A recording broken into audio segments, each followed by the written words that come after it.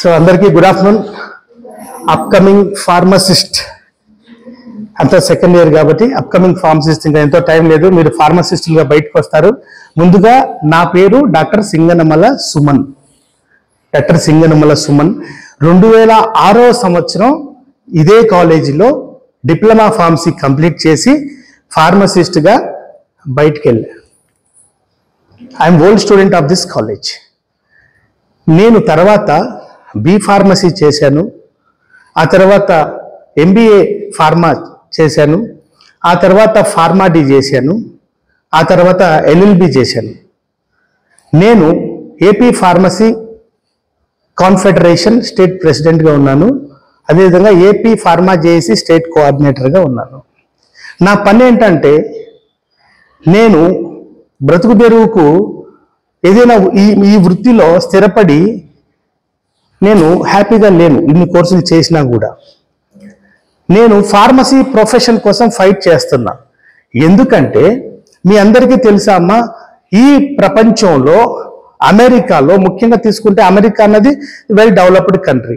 అమెరికాలో ఎక్కువ మొత్తంలో శాలరీ తీసుకునేటువంటి ప్రొఫెషన్ ఏది? ఏమైనా ఐడియా ఉంటుందా? ఈ లెవెల్లో మీకు ఉండదు. నేను చెబుతా వినండి. మొట్టమొదటి ప్రొఫెషన్, ఫస్ట్ ప్లేస్లో ఉన్నటువంటి ప్రొఫెషన్, ఎక్కువ శాలరీ తీసుకునేటువంటి ప్రొఫెషన్ లా. ఎందుకనంటే చట్టం అనేది చట్ట ప్రకారం అమలు అవుతుంది. అర్థమైందా? చట్టం అనేది చాలా చక్కగా అమలు అవుతుంది. కన్న తల్లిదండ్రులు పిల్లల్ని కొట్టడానికి కూడా లేదు. ఈ మధ్య మీరు న్యూస్లో చూసింటారు. ఎక్కడ పడితే అక్కడ ఉమ్మి వేయడానికి లేదు, ఎక్కడ పడితే అక్కడ అరటిపండు తొక్క వేయడానికి లేదు, ఫైన్స్ వేస్తారు, స్పీడ్ వెళ్ళటానికి ఉండదు. సో చట్టం అనేది చట్ట ప్రకారం చక్కగా అమలు అవుతుంది. కాబట్టి కేసులు ఎక్కువ వస్తాయి. కేసులు ఎక్కువ వస్తే లాయర్లకి డబ్బులు ఎక్కువ వస్తాయి, శాలరీస్ ఉంటాయి. నెక్స్ట్ పొజిషన్ ఎవరితో తెలుసా? ఫార్మసిస్ట్. ఎక్కువ జీతం తీసుకునేటువంటి ప్రొఫెషన్స్లో ఫార్మసిస్ట్ 2వ ప్లేస్లో ఉంటాడు. 6వ ప్లేస్లో డాక్టర్స్ ఉంటారు, మెడికల్ డాక్టర్స్. ఎందుకు ఫార్మసిస్ట్కు ఇంత వాల్యూ అమెరికాలో, ఇండియాలో ఎందుకు లేదు అని అంటే ఇక్కడ చట్టాలు అమలు కావడం లేదు కాబట్టి ఇక్కడ అంత వాల్యూ లేదు.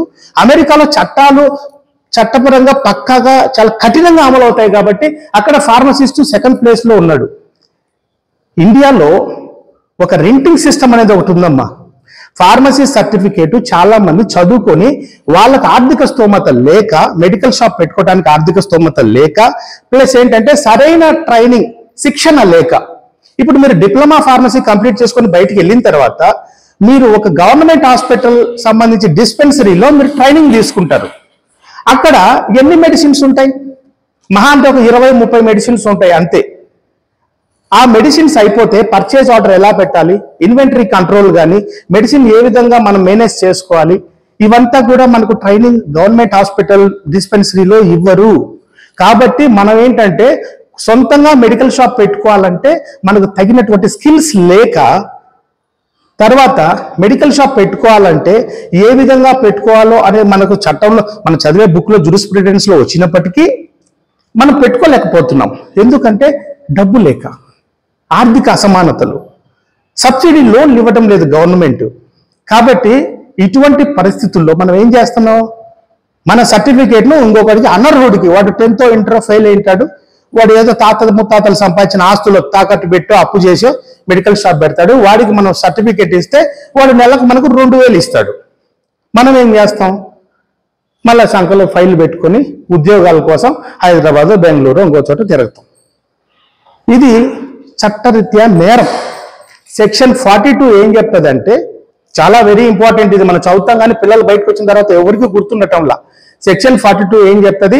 అనర్హుడు ఎవడైనా, ఒక 10th ఫెయిల్ అయినాడు, ఇంటర్ ఫెయిల్ అయినాడు, చదువురాన్నాడు, ఫార్మసీ చదివినవాడు కాని వాడు ఎవడైనా మందులు ప్రజలకు జారీ చేస్తే చట్టరీత్యా నేరం, 6 నెలలు జైలు శిక్షతో పాటు 1000 రూపాయలు ఫైన్ ఉంది. అదేవిధంగా ఈ విధంగా ఒక చదువురానోడికి, ఫార్మసిస్ట్ కాని వ్యక్తికి సర్టిఫికేట్ ఇస్తే వాడు మందులు జారీ చేస్తే మనం ఆ నేరాన్ని ప్రోత్సహించిన వాళ్ళంగా మన మీద కూడా సెక్షన్ 42 అనేది నేరం అనేది మన మీద కూడా మోపబడుతుంది. అదేవిధంగా సెక్షన్ 36 కింద మీ మీద చట్టపరమైన చర్యలతో పాటు మీ సర్టిఫికేట్ లైసెన్స్ క్యాన్సిల్ చేసేస్తారు. ఇటువంటి చట్టాలు ఉన్నాయి కానీ అవన్నీ జరుగుతున్నాయా? జరగట్లా. తెలుసా అమ్మా, మెడికల్ షాప్ ఫీల్డ్లో ఎంత లైఫ్ ఉంటుందంటే, ఎంత ఆదాయం ఉంటుందంటే, మనం జీతానికి బతకాల్సిన అవసరం లేదు. తెలుసా మీకు? పెయిన్ కిల్లర్ టాబ్లెట్స్ అసిక్లోఫెనాక్ పారాసిటమాల్ ఒక షీట్ సిప్లా కంపెనీది ఎంత ఉంటుంది? దాని మీద ఎంఆర్పి 80 రూపీస్ నుంచి 100 రూపీస్ వరకు ఉంటుంది. అది మీకెంత పడుతుందో తెలుసా? 7 రూపీస్ పడుతుంది. 7 రూపీస్ ప్రోడక్ట్ 80 రూపీస్కి అమ్మితే ఎంత లాభం? ఎన్ని ఫోల్డ్స్ లాభం? దాదాపు 400 నుంచి 700% లాభం ఉన్నటువంటి ఏకైక బిజినెస్ అనకూడదు, ప్రొఫెషన్ మన ఫార్మసీ. మనం సెలైన్ పెట్టుకుంటాం. సెలైన్ పైపు బయట 150 to 200 ఉంటుంది ఎంఆర్పి. మనకు ఎంత కమ్ముతారో తెలుసా? మెడికల్ ఏజెన్సీ వాళ్ళు 4 రూపీస్. సో ఇలా మెడిసిన్స్ మీద ఎంత ఆదాయం ఉంటుందంటే, మీకు ఎవరికి ఈ గవర్నమెంట్ హాస్పిటల్లో ట్రైనింగ్ తీసుకున్న వాళ్ళకి ఎవరికి ఐడియా ఉండదు. కాబట్టి మన సర్టిఫికేట్లు బడగలికి ఇచ్చుకొని పోతున్నాం. ఈ ఈ ఈ నాలెడ్జ్ ఎప్పుడైతే మీకు వస్తుందో ఆటోమేటిక్గా మీరు ప్రొఫెషన్ ప్రజలకు మంచి ఆరోగ్య సేవలు అందిస్తూనే మంచిగా భవిష్యత్తును మనం తీర్చిదిద్దుకునే దానికి అవకాశం ఉంది. కాబట్టి దయచేసి సర్టిఫికేట్లను బాడుగలకు ఇవ్వద్దండి. అవసరమైతే ఏదైనా ఒక అపోలో కానీ ఇంకోటి కానీ ఆ మెడికల్ బట్టి ఒక రోజు, ఇప్పుడు స్విమ్స్లో ఒక షాప్ ఉందమ్మా, రోజుకు 2 లక్షలు జరుగుతుంది. నేను చెప్పినట్లుగా ఆదాయం పర్సంటేజ్ మీరు తీస్తే 50,000 ఇన్వెస్ట్మెంట్కి పోయినా 1.5 lakh రోజు సంపాదిస్తున్నారు. నెలకు 40 లక్షలు 45 లక్షలు సారీ ఇది నెలకమ్మా, రోజుకు 2 లక్షల వ్యాపారం. దాంట్లో 50,000 ఇన్వెస్ట్మెంట్ తీసేయండి, 1.5 లక్షల రోజుకు ప్రాఫిట్. నెలకు ఎంత? 45 లక్షలు. అమెరికాలో ఉందా ఇంత ఆదాయం? అమెరికాలో జీతం ఇస్తుందా ఇంత వస్తుందా? $1.5 lakh పర్ యానం ఫార్మసిస్ట్కి అమెరికాలో. కాబట్టి అద్భుతమైన ప్రొఫెషన్ ఇది. దీన్ని మన చేతులారా ఒకటి చేతిలో పెడుతున్నాం. కాబట్టి రెంట్కి ఇవ్వకుండా ఈ ప్రొఫెషన్ను ఆచరించి ప్రాక్టీస్ చేసి మీరే బాగుపడండి, మీ కుటుంబాలే బాగుపడాలి. ఎవరికి ఇవ్వద్దండి. ప్రొఫెషన్ అనేది తల్లి లాంటిది. తల్లిని బాడుగకి ఇవ్వడాన్ని ఏమంటాం మనం? చాలా తప్పు కదా, అపచారం కదా అది. వృత్తి, నమ్ముకున్న వృత్తి తల్లి లాంటిది. మనం క్యాస్ట్ ఉంది. క్యాస్ట్ ఎలా వచ్చింది మనకు పేరు? మన పూర్వీకులు ఎంచుకున్న వృత్తి. ఆ వృత్తినే చాలా మంది దైవంగా భావిస్తారు.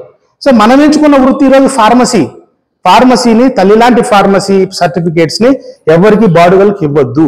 మీరే ఆచరించండి, మీరే దాని యొక్క బెనిఫిట్స్, ఫ్రూట్స్ తినండి. ఫార్మసీ ప్రొఫెషన్ ఫ్రూట్స్ మీరే తినాలి, ఇంకొకటి ఇవ్వబాకండి. ఇంకోటి ఏం చెప్తున్నానంటే, మన సర్టిఫికేట్ తీసుకొని ఎవడైతే బిల్డింగులు, హౌస్లు, తర్వాత ఆస్తులన్నీ కొనుక్కున్నాడో అవన్నీ మనకు రావాల్సినటివే.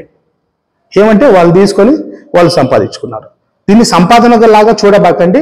It's a practicable health care profession. ప్రజలకు ఆరోగ్యం అందిస్తూనే మనం అందులో మన లైఫ్ చూసుకోవాలి. ఇది మీ సీనియర్లకు కానీ ఎవరికైనా 10 మందికి చెప్పండి. ఓకేనా? అంతే. Thank you for your valuable time.